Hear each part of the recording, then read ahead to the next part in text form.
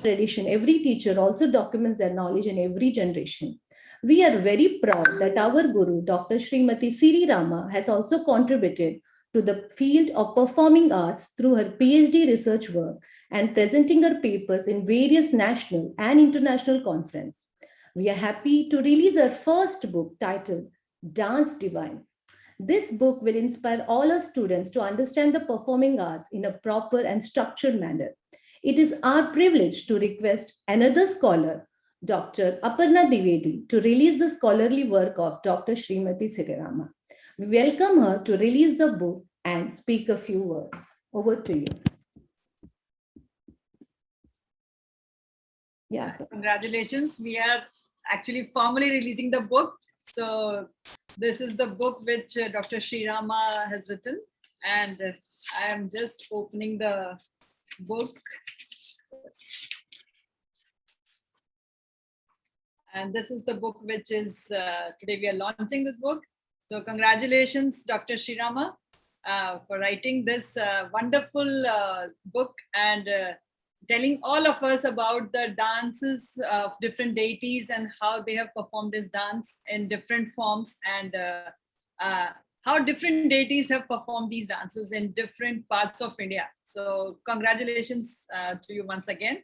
And I just wanted to say something about the book, which is, I'm very grateful that Surekha and Dr. Sri Rama for inviting me for this occasion. I want to congratulate Dr. Sri Rama for writing this wonderful book on such a unique topic of Dance Divine, which is a very unique presentation and documentation of various gods and its relation with different dances and poses, and to analyze them with the great eye of detailing. I have read some of the topics of this book, and I must elaborate that in different chapters, she has depicted different gods. So in chapter 1, as I was going through the book, in chapter 1, it is a dancing aspect of Lord Shiva as Nataraj. And in this book, Dr. Sri Rama attempted to bring together many myths associated with temples in the region surrounding the Nataraja temple in Chidambaram, and also written about yantras and mantras associated with Nataraja. In chapter 2, she associated with the son of Shiva, which is Ganeshi. So Ganesh, the son of Shiva, continues the tradition of dance of his father in dance, and the image of Nartan Ganpati also celebrates the cycle of life and death. So there's a very few documentation of Ganesh dances, unlike Shiva and Vishnu, which is, so Lord Ganesha dances is a unique, where he is looking slim, physical form of a dancer. Even he has face like an elephant, which is very unusual to see him dancing. He dances with 5 hands, where he has 4 hands, and also a trunk act as a hand.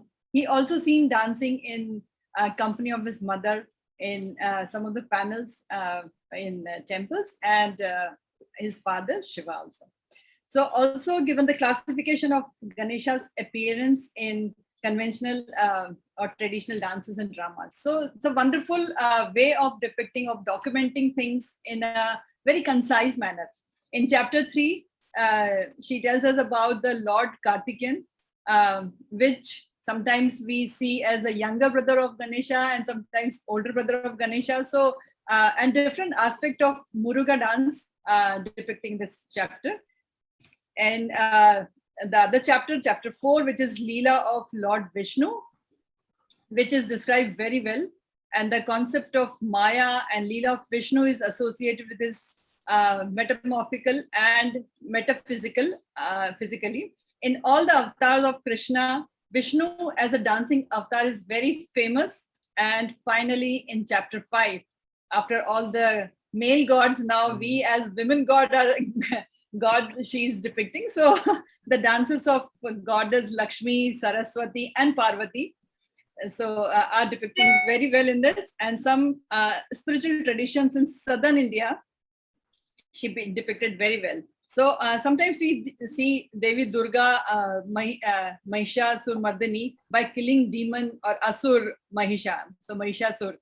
In this book, we can see very well compilation of dance and the Hast Mudras by different deities and its way of depiction in dance forms. So very well documented. So I must, and very well organized book this is, with lot of illustrations to explain the mudras and body languages.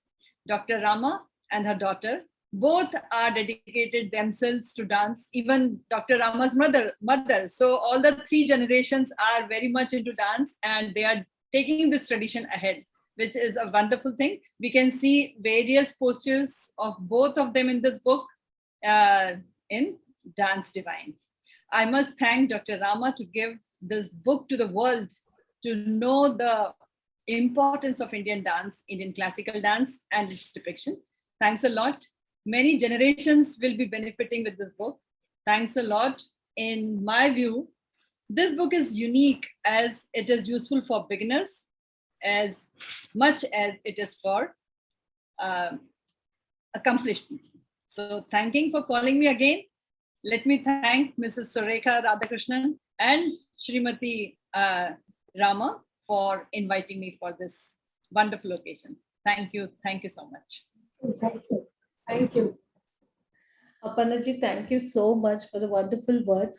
I would request everybody, if they're having the book, to show it on the screen so that we can have a photograph, because it's an online book launch.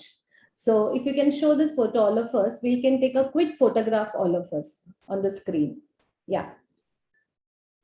Scholar, I appreciate another scholar actually taking time, and somebody from outside the field of dance taking time to do this book. But I'm sure, the reason after having lived abroad for so many years, I realized that our Indian gods are very unique in that they are given musical instruments. Krishna is shown playing the flute, and all our gods are dancing and enjoying and celebrating life. That's why in every festival or every function, celebratory function, we also dance to express. And it's not about learning dance, but just that innate folk element of expressing our joy, whether it's Maharashtra, Gujarat, we have dances in every state. This particular aspect, I think, is special to India, that the gods dance, and that's why the people love dancing and seeing dance even today. All the movies run only many times because of the dance. So, this aspect, usually we have books on Nataraja's Cosmic Dance of Shiva. People write books on that and give lectures. But the other gods, I felt that needed to be compiled and put into one book so that it's of interest to those interested in dance and those interested in even Indian mythology to see why our gods dance. Why? So thank you so much for it. It's very special that you launched this and gave such wonderful words for this. Thank you so much. Thank you.